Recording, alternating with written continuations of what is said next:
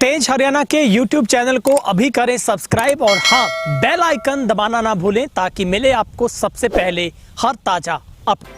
नमस्कार, एक बड़ी खबर के साथ शुरुआत करेंगे जो कि एलनाबाद से आ रही है, जहां पर बीजेपी को अलविदा कहने वाले नेता पवन बेनीवाल ने आखिरकार दिल्ली में प्रदेशाध्यक्ष कांग्रेस और प्रदेश प्रभारी की मौजूदगी में कांग्रेस का दामन थाम लिया है। निश्चित तौर पर अब इलाहाबाद के उपचुनाव में कई तरीके के और भी रंग देखने को मिलेंगे, जहां पर एक तरफा मुकाबला पहले लग रहा था आईएनएलडी को लेकर, क्योंकि किसानों के आंदोलन को देखते हुए सबसे पहले आईएनएलडी के एकमात्र जो नेता थे अभय सिंह चौटाला की तरफ से इस्तीफा दिया गया था और उसके बाद किसानों की पैरवी करते हुए उनके समर्थन में पवन बेनीवाल ने भी अप्रैल महीने के अंदर अपना इस्तीफा दिया था और वे सिरसा में पहुंचकर किसानों के बीच में पहुंचकर उन्होंने ऐलान किया था।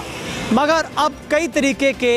इस पूरे मामले के बाद, घटनाक्रम के बाद अब सिनेरियो बदलेगा, क्योंकि जिस तरीके से कांग्रेस में शामिल हुए पवन बेनीवाल के आने के बाद अब भरत सिंह बेनीवाल और पवन सिंह बेनीवाल के बीच में जो कई शंकाएं हैं वो भी कहीं ना कहीं अपने आप में सवाल पैदा कर रही है, क्योंकि जिस तरीके से इलाहाबाद में लंबे समय से, क्योंकि 1995 से लेकर भरत सिंह बेनीवाल लगातार कांग्रेस की तरफ से नेतृत्व करते आए हैं और एक बार वो विधायक रह चुके हैं,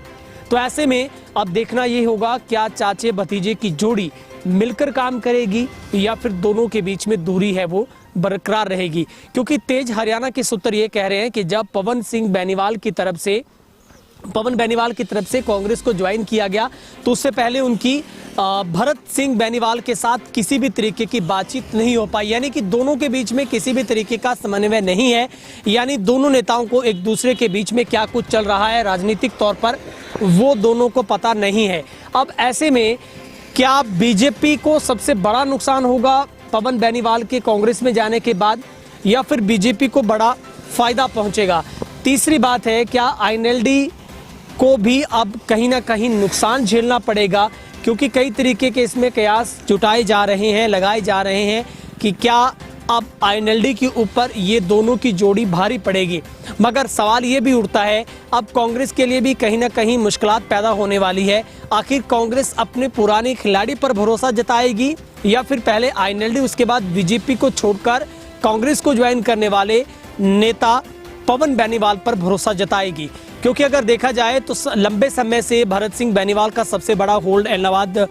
विधानसभा में माना जाता है, उनके काफ़ी बड़ी मात्रा में समर्थक हैं। लेकिन उससे पहले अगर आप देखेंगे बीजेपी में जिस तरीके से जब पवन बेनीवाल ने एंट्री की थी तो काफ़ी बड़ा अच्छा वोट बैंक उनके साथ भी जुड़ा था। लेकिन कई मीडिया के इंटरव्यू में भरत सिंह बेनीवाल का दावा है कि जो वोट बैंक पवन सिंह बेनीवाल को डाइवर्ट हुआ था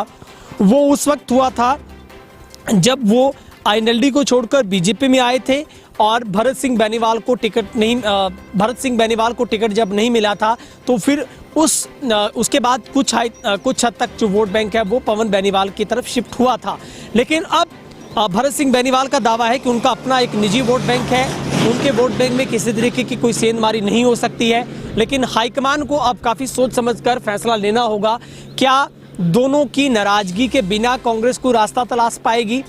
या फिर भरत सिंह बेनीवाल पर ही इस बार फिर से दाम खेला जाएगा। क्योंकि जिस मौके पर अब किसान आंदोलन की वजह से जिस तरीके से बीजेपी का जिस तरीके से कड़ा विरोध हो रहा है, ऐसे में अब उपचुनाव पर सबसे बड़ी निगाहें इलाहाबाद की कहीं ना कहीं पूरे हरियाणा की राजनीति में इस सीट को बड़े एक लेवल पर देखा जा रहा है, क्योंकि हालांकि अभी तक चुनाव प्रस्तावित नहीं हो पाई है, किसी भी तरीके की डेट डिक्लेयर नहीं हो पाई है। लेकिन इन सब के बीच में देखने वाली बात होगी, क्या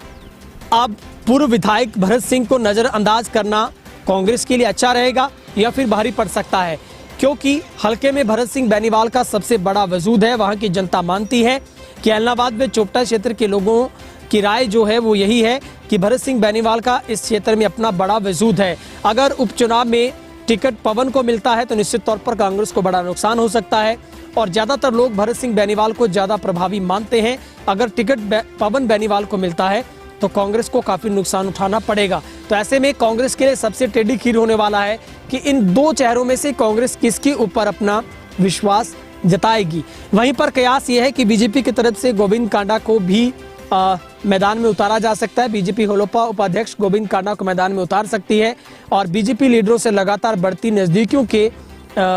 इस ओर इशारा कर रही है अगर गोविंद कांडा उपचुनाव लड़ते हैं तो। वहीं पर एलनाबाद में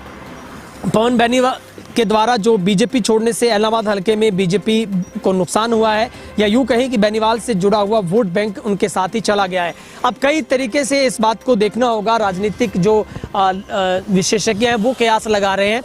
क्या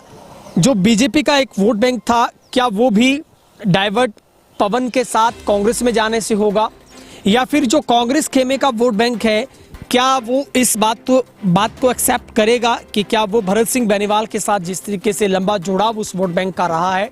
तो कई तरीके की परिस्थितियां अभी बनेगी। तो निश्चित तौर पर एक बड़ा उलटफेर कहा जाएगा। आखिरकार जो एक घोषणा हुई थी पवन बेनीवाल की तरफ से कि जो पार्टी अच्छी होगी, किसानों के हित में होगी, वो ज्वाइन करेंगे। आखिर उन्होंने दिल्ली में प्रदेशाध्यक्ष कुमारी सैलजा और प्रभारी बंसल के साथ उनकी मौजूदगी में कांग्रेस का दामन थामा है। और हमारे सूत्र ये कह रहे हैं कि भरत सिंह बेनीवाल को इस बात की कोई खबर नहीं थी। हालांकि उन्होंने इस बात का स्वागत किया है कि कांग्रेस मजबूत होगी, मगर मजबूत किस लिहाज से होगी, क्या इन दोनों की सूझबूझ काम करेगी, क्या किस लेवल पर यह समझौता हो पाएगा, क्या हाईकमान दोनों को मनाने में कामयाब हो पाएगी, नए खिलाड़ी पर भरोसा जताया जाए या फिर पुराने उसी खिलाड़ी को इस उपचुनाव में उतारा जाए। निश्चित तौर पर यह टक्कर अब कांटे की होने वाली है। अगर उपचुनाव की डेट डिक्लेयर जल्दी होती है तो निश्चित तौर पर अब मुकाबला कांग्रेस और आईएनएलडी के बीच में देखने को मिल सकता है। लेकिन